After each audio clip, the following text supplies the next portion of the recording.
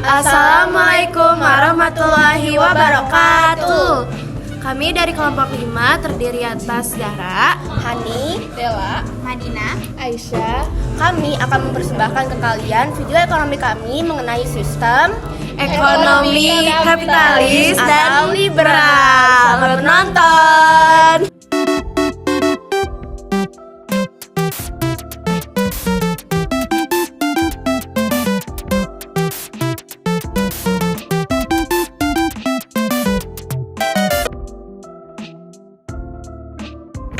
sebelum kita masuk ke sistem ekonomi kapitalis, sebenarnya apa sih yang dimaksud dengan sistem ekonomi? Nah, sistem ekonomi merupakan cara atau strategi suatu bangsa atau negara dalam rangka mencapai kemakmuran masyarakatnya.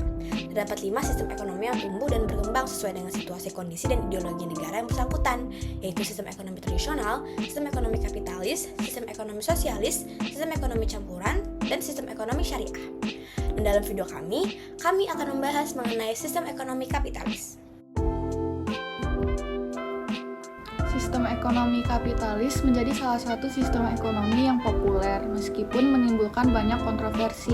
Sistem ekonomi kapitalis merupakan sistem perekonomian yang memberikan kebebasan sepenuhnya dalam segala bidang perekonomian kepada masing-masing individu untuk memperoleh keuntungan yang sebesar-besarnya.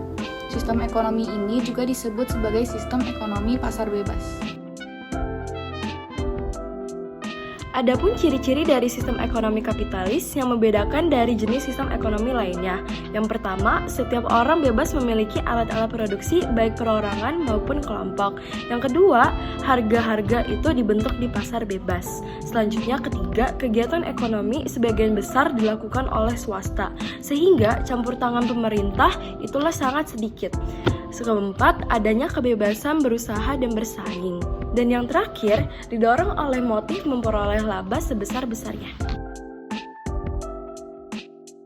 Nah, sebenarnya negara apa saja sih yang menganut sistem ekonomi ini? Salah satunya adalah Amerika Serikat. Sistem kapitalis di negara ini sudah terjadi lebih dari seabad lalu dan dilakukan juga di Eropa. Forbes menyebut bahwa dari 27 juta perusahaan yang terdapat di AS, hampir seluruhnya adalah milik swasta. Masyarakat di AS melakukan aktivitas kegiatan ekonomi dengan tujuan memperoleh laba atau profit. Selain di AS, sistem ekonomi ini juga diterapkan di Jepang, Jerman, Inggris, Belanda, Brazil, bahkan di Singapura. Sistem ekonomi kapitalis memiliki kelebihan.